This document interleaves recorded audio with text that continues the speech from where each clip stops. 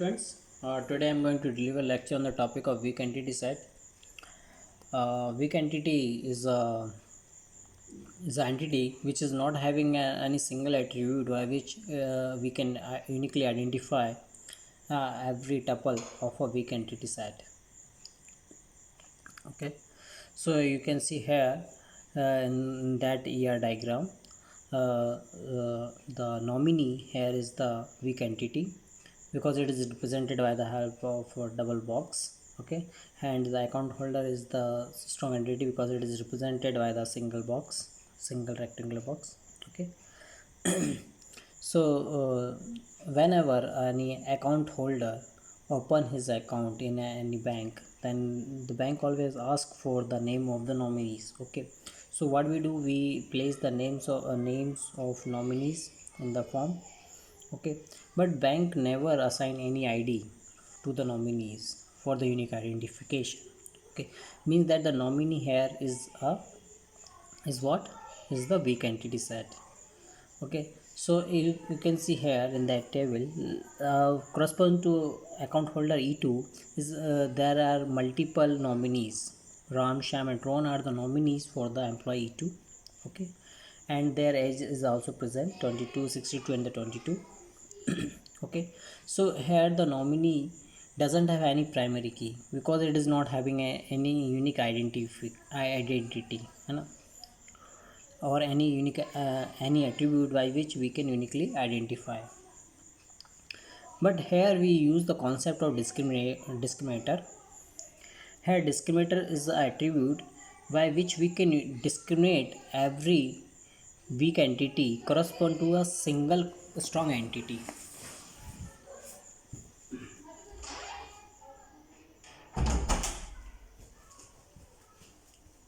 So here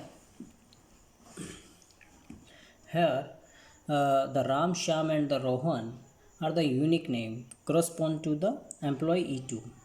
But Rohan is also nominee of the E6. Okay, but here we can discriminate that the any weak entity correspond to single strong entity by the help of name, but we cannot discriminate by the help of age because the age 22 is of Ram and the Rohan, and both are the nominees of the E2.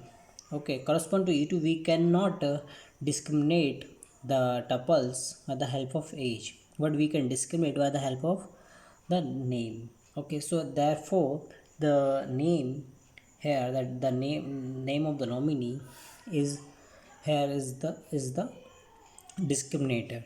Okay, now the question arises, uh, how we can make a primary key for the nominees. Okay, so let's see another example. Here the three tables are present. One is for the account holder, this is for the relationship, and this is the for the weak entity nominee. Okay, so what we do here, we always do merge the weak relationship with the weak entity.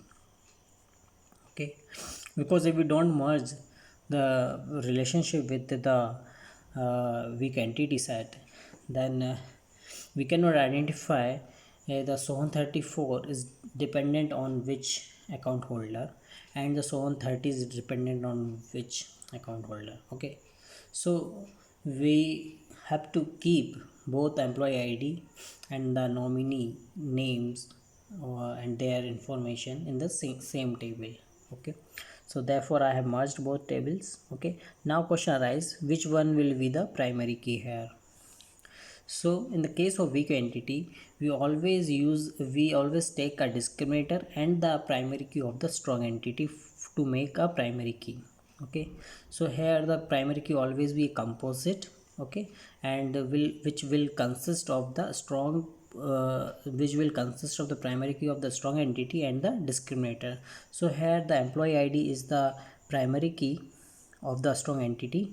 Okay, and the nominee name is the discriminator. Okay, so we will use both to make a primary key. So here the employee ID and the nominee name will be the primary key of that relation. Okay, so